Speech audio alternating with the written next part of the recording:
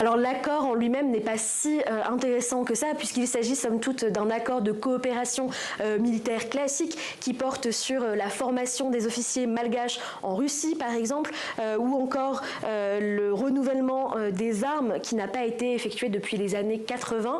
Non, vraiment ce qui a inquiété ici, c'est le contexte dans lequel cette signature s'est déroulée, c'est-à-dire un contexte extrêmement discret. Le ministre de la Défense malgache s'est rendu en janvier à Moscou sur invitation de l'usine Kalachnikov. Son déplacement n'a pas été rendu public par les autorités malgaches.